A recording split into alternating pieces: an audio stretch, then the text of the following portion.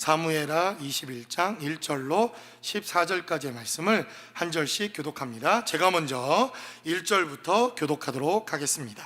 다윗의 시대에 해를 거듭하여 3년 기근이 있으므로 다윗이 여호와 앞에 간구하매 여호와께서 이르시되 이는 사울과 피를 흘린 그의 집으로 말미암음이니 그가 기브온 사람을 죽였음이라 하시니라. 기브온 사람은 이스라엘 족속이 아니요 그들은 아모리 사람 중에서 남은 자라. 이스라엘 족속들이 전에 그들에게 맹세하였거늘 사울이 이스라엘과 유다 족속을 위하여 열심히 있으므로 그들을 죽이고자 하였더라. 이에 왕이 기브온 사람을 불러 그들에게 물으니라. 다윗이 그들에게 묻되 내가 너희를 위하여 어떻게 하랴? 내가 어떻게 속죄하여야 너희가 여호와의 기업을 위하여 복을 빌겠느냐 하니, 기브온 사람이 그에게 대답하되 사울과 그의 집과 우리 사이의 문제는 은금에 있지 아니하오며 이스라엘 가운데서 사람을 죽이는 문제도 우리에게 있지 아니하니이다 하니라. 왕이 이르되 너희가 말하는 대로 시행하리라. 그들이 왕께 아뢰되 우리를 학살하였고 또 우리를 멸하여 이스라엘 영토 내에 머물지 못하게 하려고 모해한 사람의 자손 7사람을 우리에게 내주소서. 여호와께서 택하신 사울의 고을 기브아에서 우리가 그들을 여호와 앞에서 목매어 달겠나이다 하니 왕이 이르되 내가 내주리라 하니라. 그러나 다윗과 사울의 아들 요나단 사이에 서로 여호와를 두고 맹세한 것이 있으므로 왕이 사울의 손자 요나단의 아들 무비보셋은 아끼고 왕이 이에 아야의 딸 리스바에게서 난 자 곧 사울의 두 아들 알모니와 무비보셋과 사울의 딸 메랍에게서 난 자 곧 무올 바르실레의 아들 아드리엘의 5 아들을 붙잡아 그들을 기브온 사람의 손에 넘기니 기브온 사람이 그들을 산 위에서 여호와 앞에 목매어 달매 그들 7사람이 동시에 죽으니 죽은 때는 곡식 빼는 첫날 곧 보리를 베기 시작하는 때더라. 아야의 딸 리스바가 굵은 배를 가져다가 자기를 위하여 바위 위에 펴고 곡식 빼기 시작할 때부터 하늘에서 비가 시체에 쏟아지기까지 그 시체의 낮에는 공중의 새가 앉지 못하게 하고 밤에는 들짐승이 범하지 못하게 한지라. 이에 아야의 딸 사울의 첩 리스바가 행한 일이 다윗에게 알려지매 다윗이 가서 사울의 뼈와 그의 아들 요나단의 뼈를 길르앗 야베스 사람에게서 가져가니 이는 전에 블레셋 사람들이 사울을 길보아에서 죽여 블레셋 사람들이 벳산 거리에 매단 것을 그들이 가만히 가져온 것이라. 다윗이 그곳에서 사울의 뼈와 그의 아들 요나단의 뼈를 가지고 올라오매 사람들이 그 달려 죽은 자들의 뼈를 거두어다가 사울과 그의 아들 요나단의 뼈와 함께 베냐민 땅 셀라에서 그의 아버지 기스의 묘에 장사하되 모두 왕의 명령을 따라 행하니라. 그 후에야 하나님이 그 땅을 위한 기도를 들으시니라. 아멘. 아멘. 오늘 기록되어져 있는 사무엘하 21장의 메시지를 여러분들이 주의 깊게 읽어보시면 사무엘하 20장에 기록되어져 있는 메시지와 뭔가 박자가 맞지 않는 메시지처럼 아마 여러분들이 느꼈을 것입니다. 이 20장에 기록되어져 있는 말씀을 통해서 우리는 세바의 반역에 대한 메시지를 함께 나누었습니다. 이스라엘 백성들이 전쟁을 하는 그 과정 가운데 왜 우리가 하나님의 교회를 세우는 데 있어서 연합하고 화합하고 함께 주님의 나라를 이루어가며 또 다툼을 없애야 하는지, 이 다툼이란 것이 얼마나 무섭고 그리고 하나님의 나라를 이루어가는 데 있어서 정말 영적으로 심각한 문제를 만들고 발생하게 하는지에 대한 메시지를 우리가 나누지 않았습니까? 그래서 요압이라고 하는 사람과 이스라엘이 끊임없이 이 피해 전쟁을 지속할 수밖에 없었던 영적인 원리들에 대해서 사실 성경은 우리에게 증거하고 있는 것을 보게 됩니다.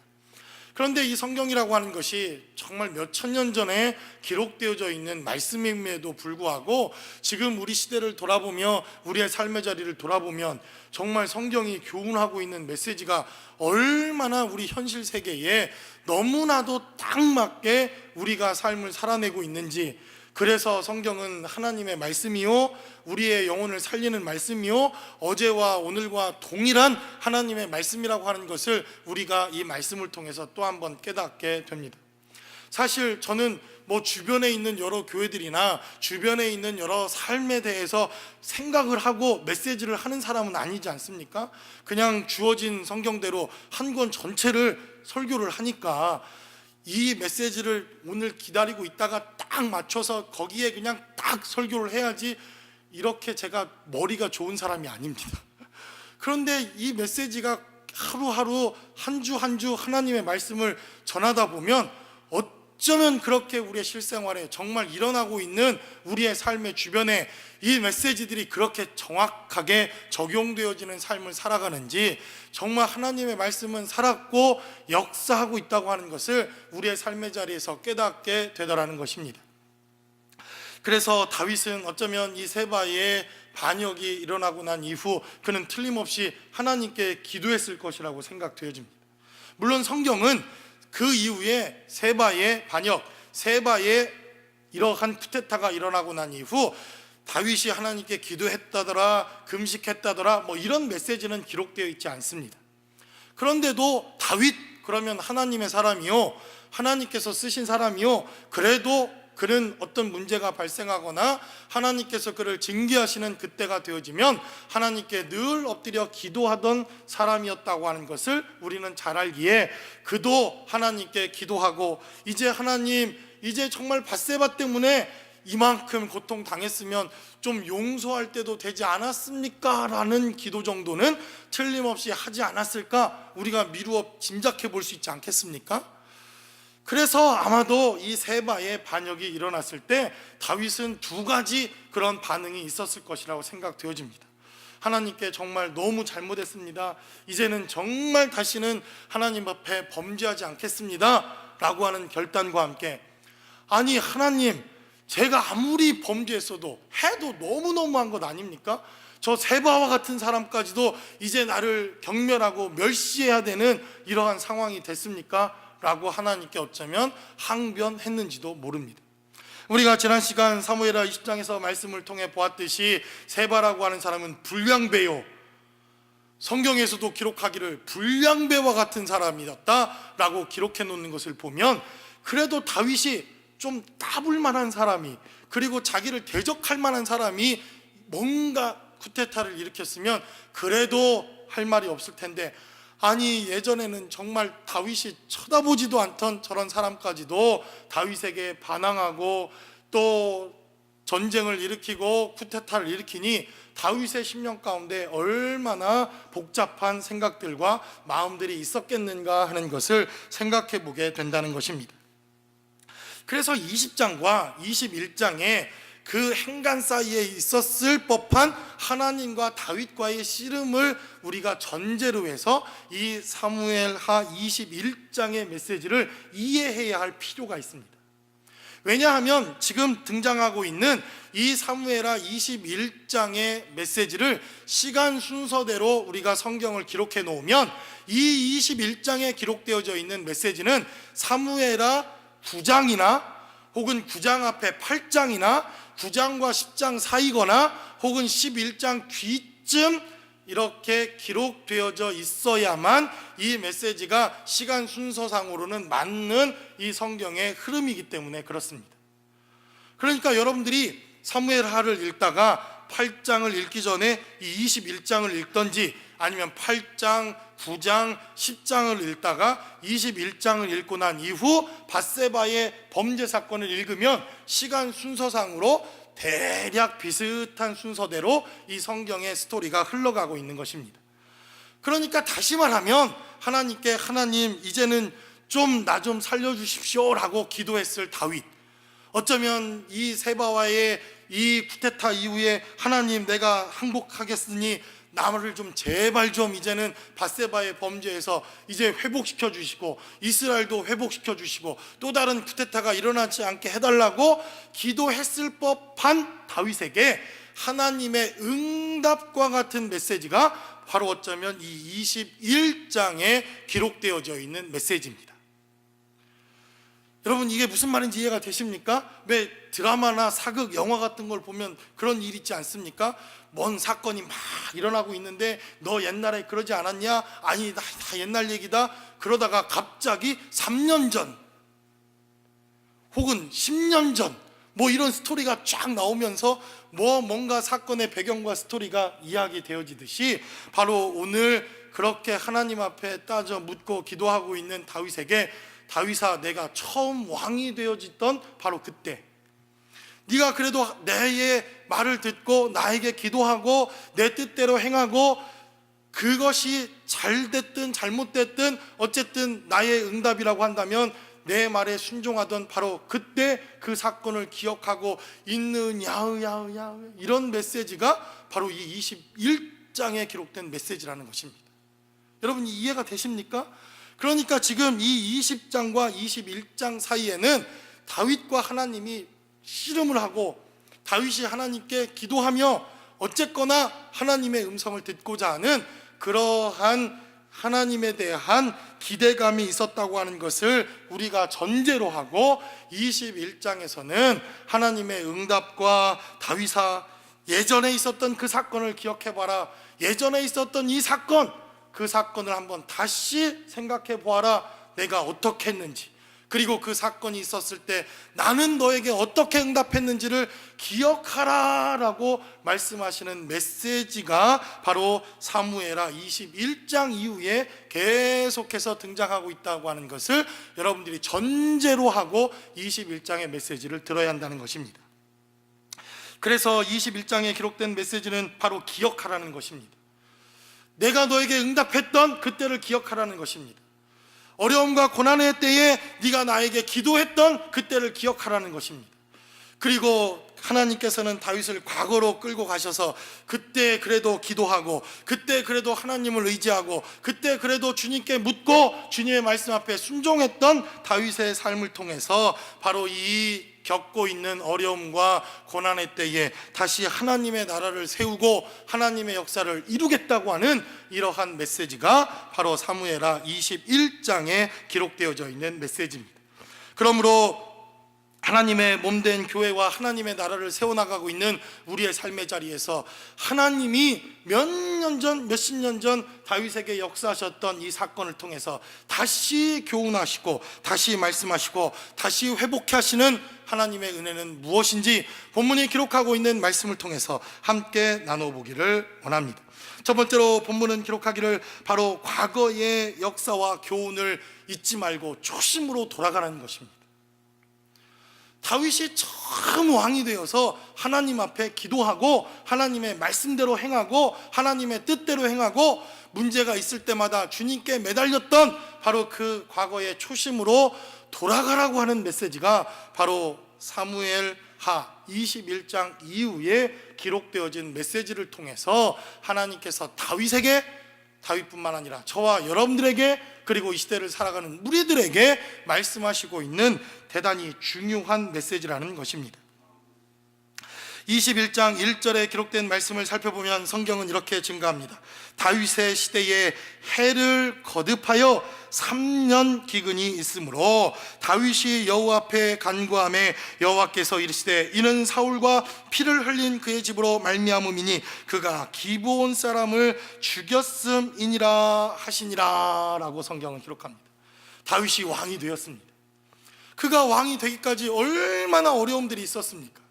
우리가 지금 다윗 왕의 삶을 통해서 우리 사무엘하 17장에서부터 골리앗을 죽인 사건에서부터 지금 거의 5, 6개월 동안 이 다윗의 삶과 스토리에 대해서 한 주간 한 주간 말씀을 나누고 있지 않습니까? 여러분들도 대단하고 저도 대단하고 이제는 좀 다윗이 지겨워질 만도 한데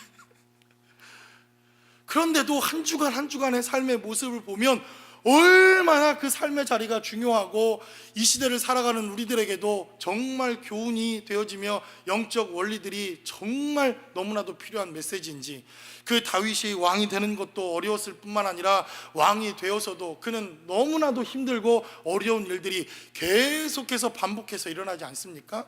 왕이 되었는데 정말 조그마한 유다의 왕이 되어서 다른 11 부족과의 싸움을 싸워야 하고, 그리고 7년 동안 내전을 치르고 난 이후 겨우겨우 왕이 되었더니 이제는 블레셋과의 전쟁을 치러야 하고, 외부와의 전쟁을 통해서 정말 바람잘날 하루 없었던 그러한 왕, 그것이 우리가 말씀을 통해서 보아왔던 다윗 아닙니까?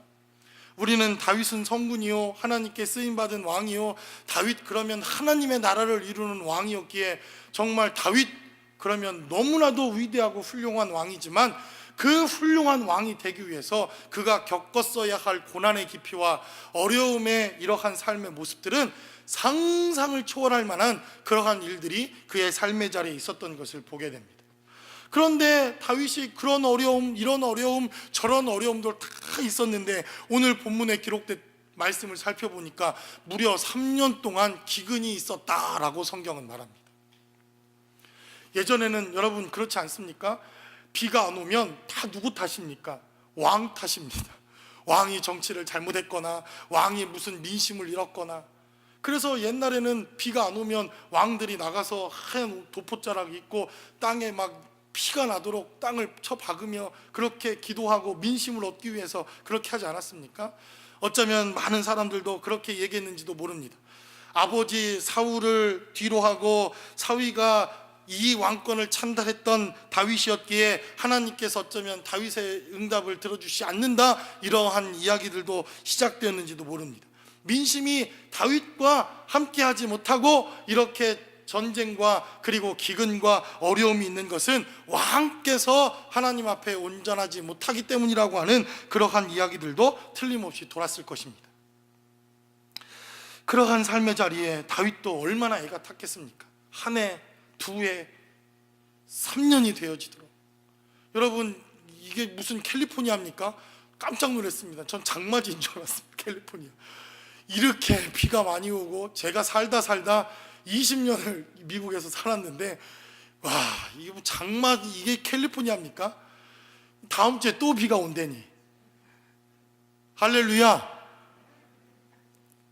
그래도 비가 오니 감사하고, 우리도 또 얼마나 이 사막 같은 기후에 살아니 얼마나 또 이 비가 또 그립기도 하지만, 매주 비가 오니 사실 또 비가 지겹기도 합니다. 그러니 다윗 살고 있는 이 시대에 3년 동안의 비가 안 왔다? 이거는 모두가 다 굶어 죽게 생긴 그러한 시대가 되었다는 것을 의미합니다. 다윗도 왕이 되어 그는 이 백성들을 잘 이끌고 싶었을 것입니다. 배에 불리게 백성들에게 먹이고 싶고, 정치, 경제, 문화, 교육 모든 것에 있어서 정말 잘하고 싶은 마음이 없었겠습니까? 잘하고 싶어도 뭔가 좀 도와줘야지. 하나님마저도 도와주지 않는 이러한 사건과 현실 속에 다윗이 기도하기 시작했다는 것입니다.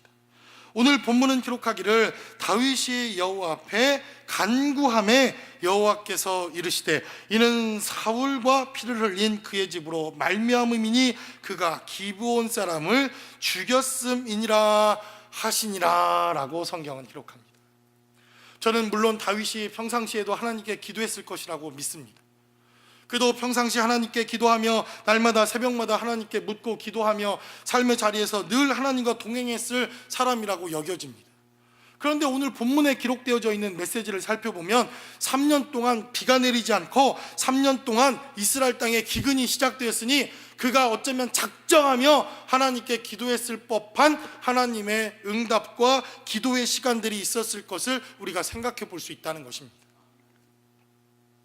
그래서 어쩌면 다윗에게 세바의 반역이 일어나고 압살롬의 반역이 일어나고 왕궁을 떠나야 하고 이러한 고난과 어려움 가운데 하나님께서 다시 다윗에게 이 몇십 년 전 다윗이 왕으로 시작되어 이제 초년병 왕이 되었을 때 하나님께 구하고 하나님께 기도하고 하나님의 음성을 듣고 하나님의 말씀을 쫓아서 그가 왕이 되어지던 바로 그 시절을 회상하게 하신 것은 어쩌면 다시 초심으로 돌아가라, 다시 말씀으로 돌아가라, 다시 하나님의 은혜로 돌아가라고 하는 하나님의 음성이요 말씀이라고 하는 것을 우리는 좀 기억해야 할 필요가 있다는 것입니다.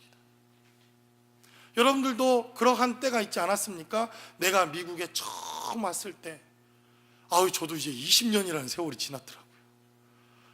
그런데 제가 뭐 명함이나 내밀겠습니까? 뭐 40년, 50년 미국 오신 지 이런 분들, 그때 얘기를 들으면 그래도 저는 풍요롭고 좋은 시대에 오지 않았습니까? 저도 미국에 오면서 보따리 짐, 검정 가방, 이민 가방 이따만 거 2개를 들고 내가 미국에서 성공하고 꼭 돌아가리라 얼마나 결단하고 결심하고 LA 공항에 딱 내리면서 이 미국을 다 먹으리라 뭐 이런 마음으로 미국에 오지 않았습니까? 한 번쯤은 다 여러분들도 그런 결단과 결심이 있었을 것이라고 생각되어집니다. 그러면서 하나님이 목사로 부르시고 신학교로 부르시고 하나님의 일을 감당할 때 정말 세상의 꿈을 포기하고 주님의 일을 감당하면서 제 마음 가운데도 하나님의 부르시는 그 부르심의 초심이 분명히 있지 않았겠습니까? 목사 안수를 받을 때, 신학교를 갈 때, 또 목회를 시작할 때, 담임 목회를 시작할 때 얼마나 두렵고 떨리는 마음으로 주님의 일들을 감당해 왔겠습니까? 저도 이제 8주년을 맞이하는 이 시점에서 우리 교회에 8년 동안 무슨 일이 있었는지, 8년 동안 이 교회를 개척하고 난 이후에 어떤 일들과 하나님의 역사가 어떤 일이 있었는지 말씀을 묵상하면서 쭉 말씀을 묵상했더니 마음의 결단도 있었고 또 초심도 있었고 하나님 앞에 낮아지고 하나님께 간구했던 그런 시간들도 분명히 있었더라고요.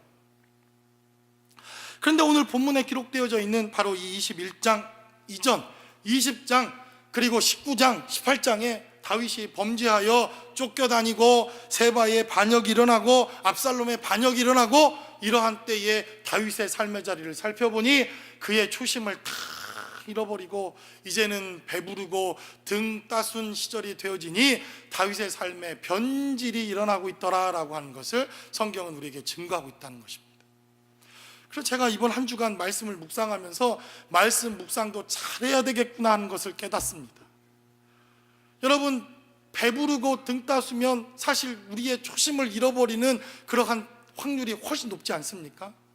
그래도 이제는 살만하고 그래도 이제는 먹을만하고 그래도 이제는 누구에게 손 벌리지 않고 그래도 살아갈 만한 때가 되니까 과거에 우리의 정말 부족하고 연약하고 배고프고 춥고 가난했던 시절을 자꾸 잃어버리는 것이 우리 인간의 교만한 삶의 모습, 그것은 너무나도 당연한 것이라고 하는 것을 성경은 우리에게 증거하고 있다는 것입니다. 그래서 저도 이번 한 주간 하나님, 제가 배부르고 등 따스운 시절이 됐나요? 저는 아직도 배고프고 아직도 추운 계절인 것 같은데 하나님이 그래도 너 살만하고 그래도 너 등 따숩고 너 초심을 잃어버렸다 라고 말씀하셨는 것 같은지, 이번 얼마나 추웠습니까? 저희 집에 보일러가 고장이 나가지고 월요일부터 보일러가 고장이 나가지고 얼마나 추운지, 집안 온도가 60도, 62도, 3도, 교회가 얼마나 따뜻하고 좋은지. 아이고 주님, 정말 교회 와서 기도하고 날마다 교회 와서 기도하고 하나님의 교회를 위해서 기도하던 그 시절,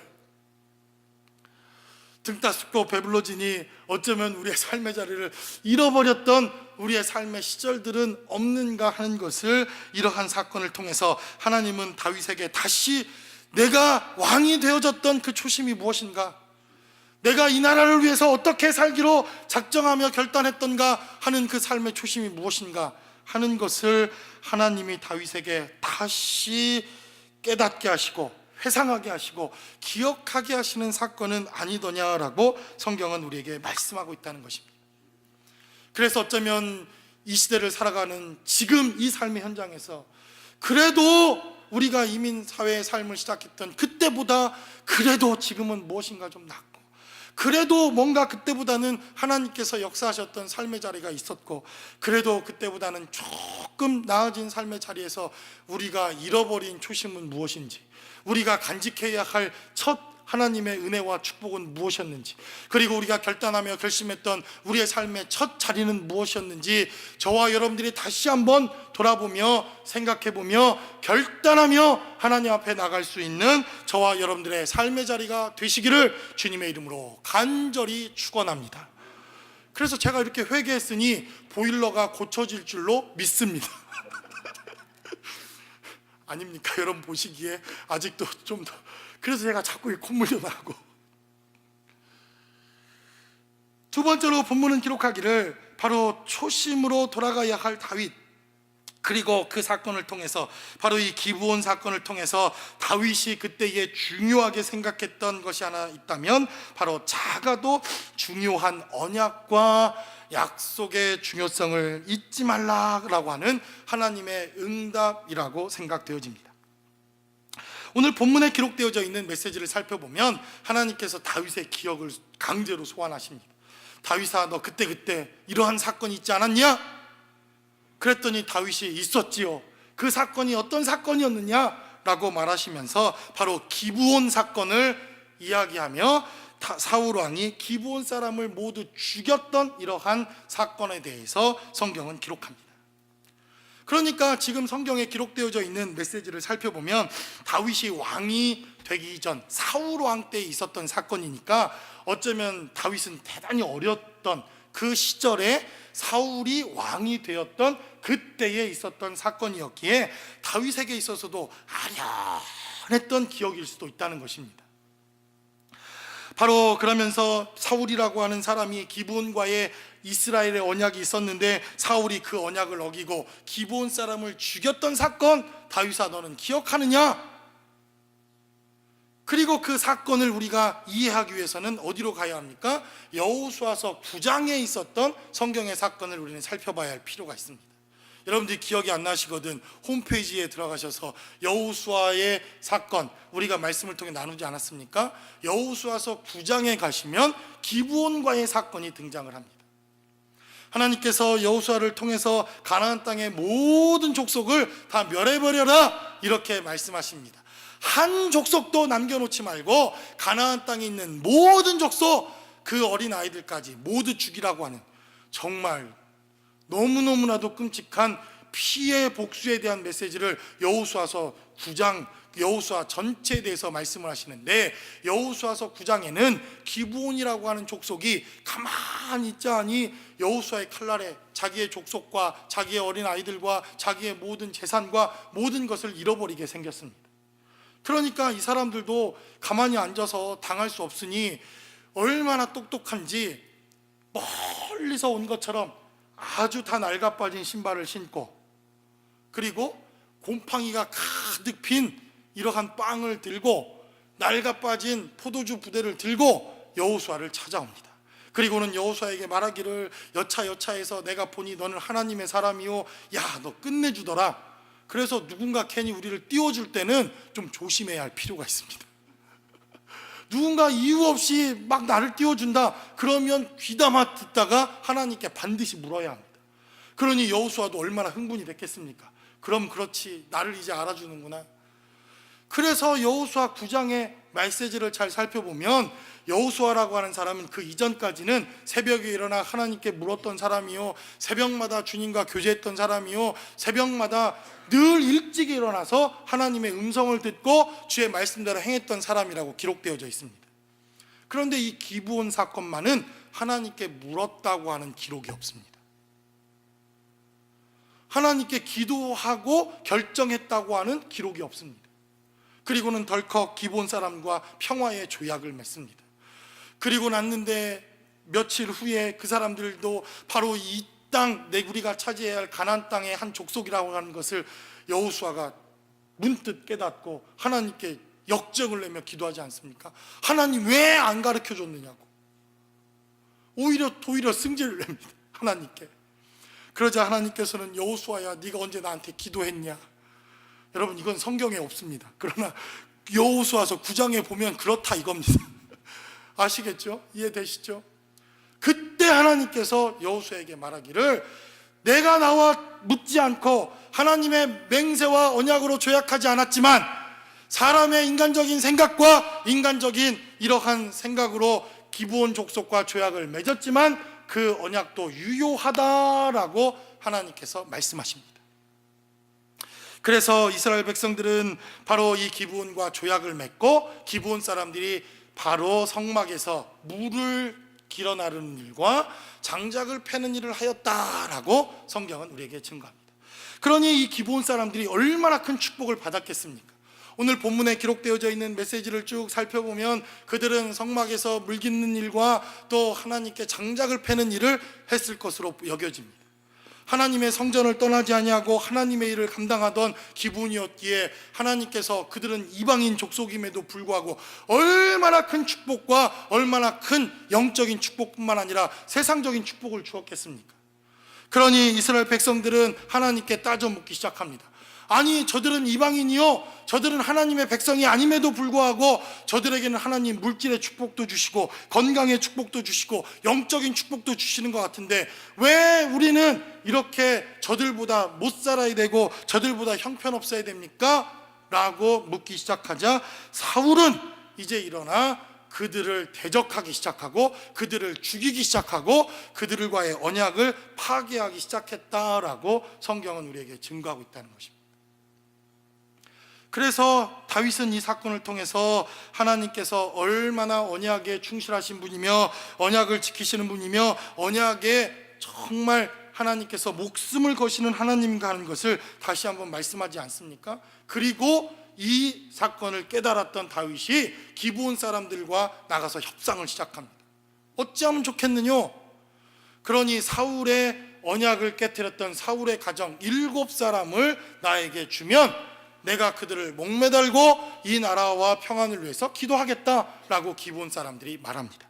그러니까 오늘 본문에 기록되어져 있는 메시지를 살펴보면 바로 이 언약 때문에 사울의 7 후예가 목숨을 잃게 되고 또 이 언약 때문에 다윗은 무비보셋이라고 하는 사람을 목매달아야 할 사람에게 내어주지 않습니다. 그러니까 오늘 본문에 기록되어져 있는 메시지를 살펴보면 언약 때문에 죽는 자들도 생기고 언약 때문에 또 살아남는 사람들도 생겼다고 하는 것을 성경은 우리에게 증거합니다. 여러분이 오늘 읽어보니까 7절에 기록된 대로 요나단 사이에 서로 두고 맹세한 것이 있으므로 왕이 사울의 손자 요나단의 아들 무비보셋은 아끼고 그리고 8절에 기록되면 무비보셋을 또 내줬다 이렇게 성경에 기록되어 있습니다. 동일 인물이 아니라 동명이인입니다. 그러니까 무비보셋이라고 하는 이름이 좋은 이름이었던가 봅니다.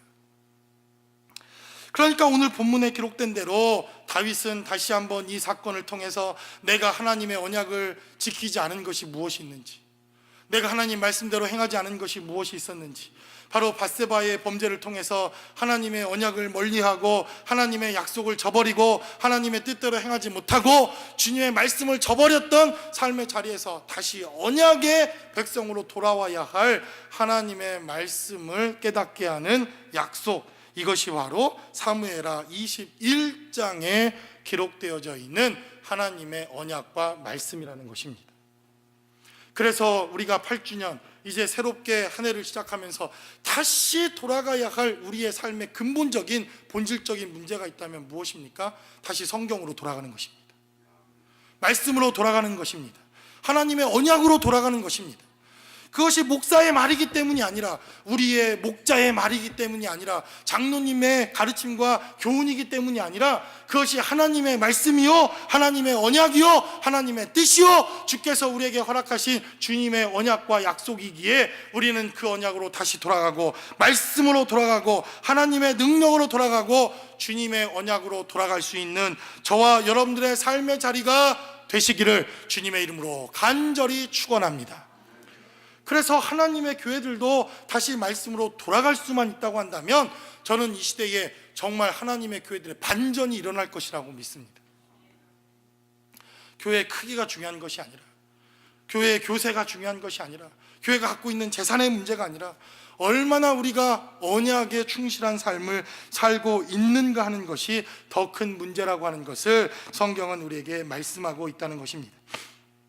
마지막으로 성경은 우리에게 증거하기를 그래서 하나님은 다윗에게 이제 정치적인 판단과 정치적인 이러한 교훈으로 삶을 살아내지 말고 하나님의 은혜와 사랑으로 이 나라를 이끌어라 라고 바로 사무엘하 21장에 우리에게 말씀하시고 있습니다.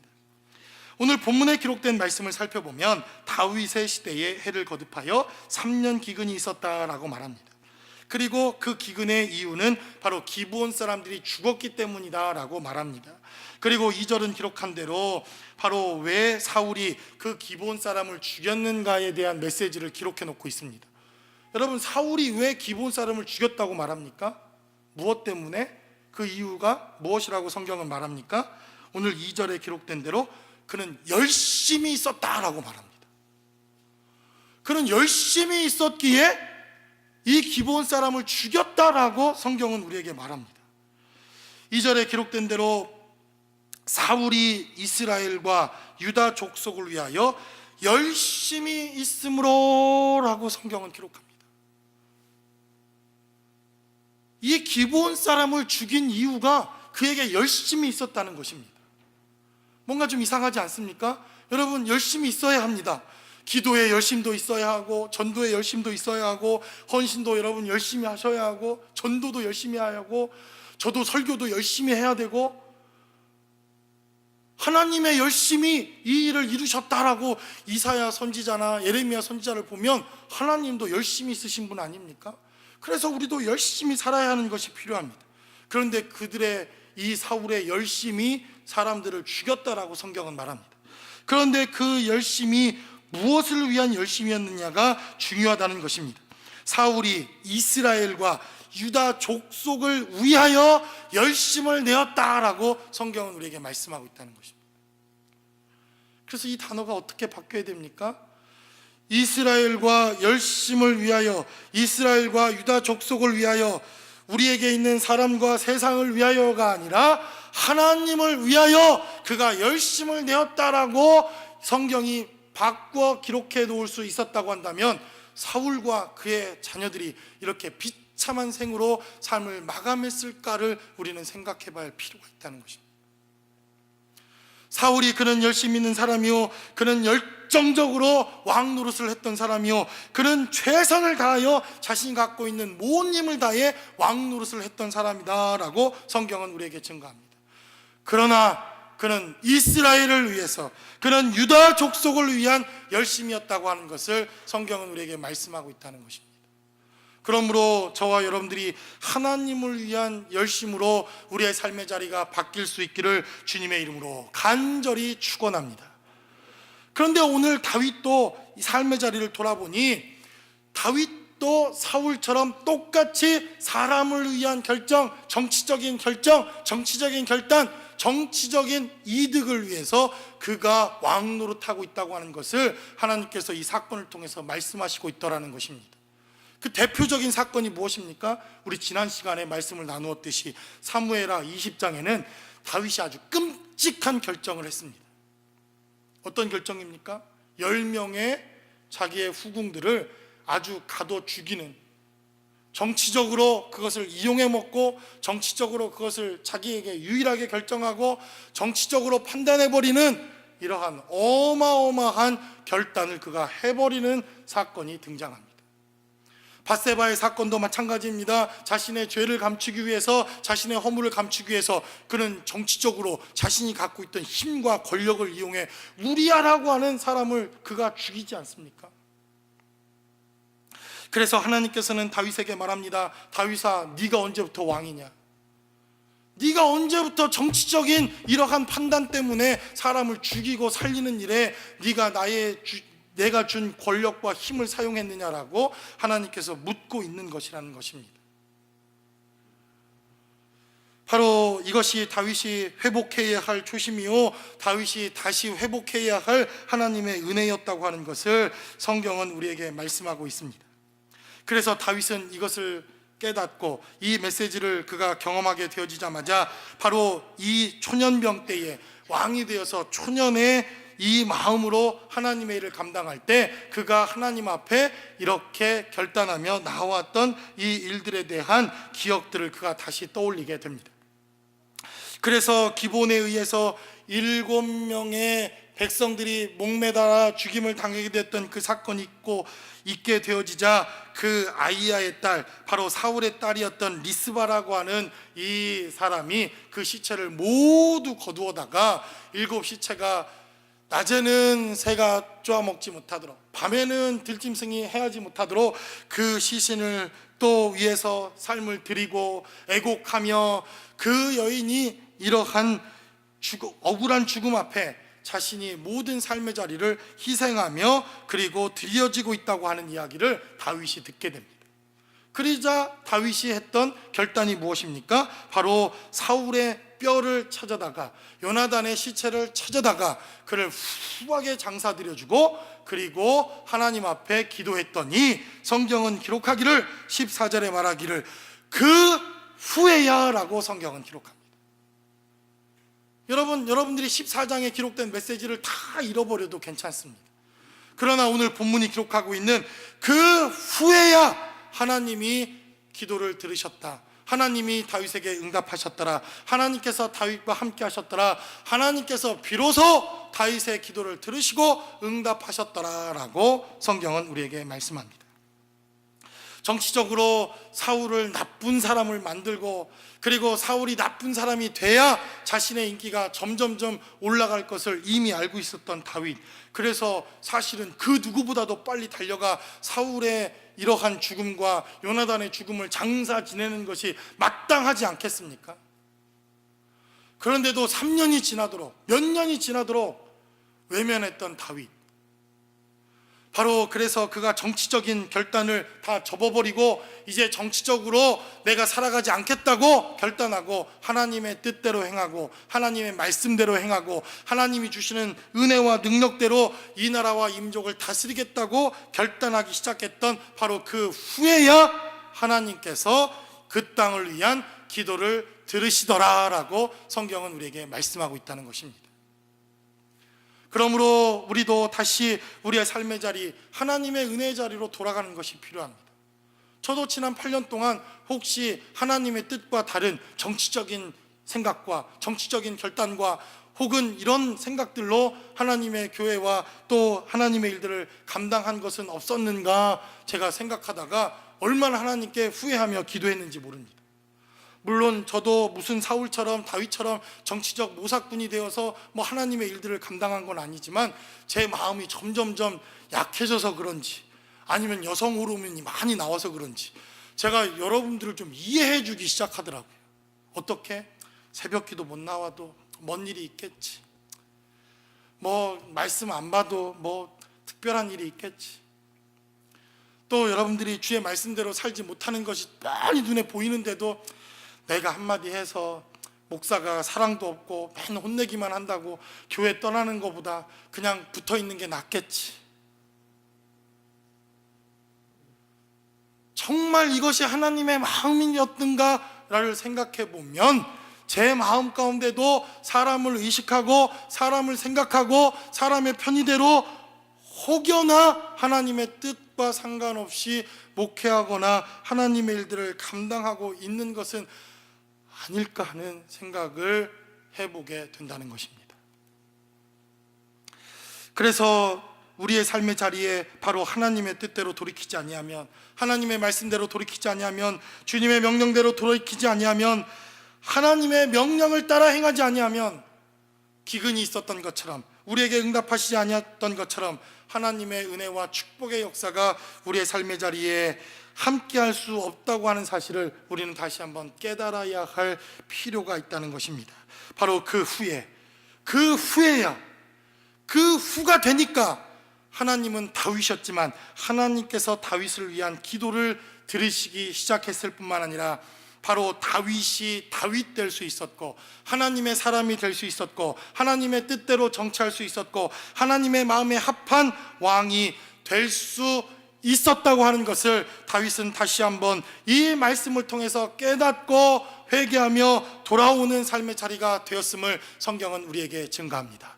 이러한 축복된 은혜가 저와 여러분들의 삶의 자리에 늘 함께 하실 수 있기를 주님의 이름으로 간절히 축원합니다. 돌아와야 할 우리의 삶의 자리가 있다면 돌아올 수 있는 한 주간이 되시며 이러한 예배의 결단과 삶의 자리를 통해서 하나님의 축복이 다시 저와 여러분들의 삶의 자리에 함께 할 수 있는 거룩하고 복된 한 주가 되시기를 주님의 이름으로 간절히 축원합니다. 기도하겠습니다. 우리 이 시간 기도할 때 혹시 지금까지 하늘문이 닫혀 있는 것과 같은, 내 기도를 외면하는 것 같고 내 부르짖음에 응답하지 않는 것과 같은 하나님의 삶의 자리가 있었다고 한다면, 하나님, 돌아가야 할 우리의 영적 삶의 자리는 무엇입니까? 회복해야 할 하나님의 은혜와 능력은 무엇입니까? 다시 주님 앞에 부르짖고 기도해야 할 우리의 삶의 영역은 무엇인지, 하나님, 우리의 기도를 다시 응답하시고 다시 내 기도에 하나님 귀 기울여 주시고 나의 찬양 가운데 다시 하나님 말씀하여 주셔서 하나님의 은혜 가운데 거할 수 있게 해달라고 우리 시간 다 함께 한 목소리로 기도하겠습니다.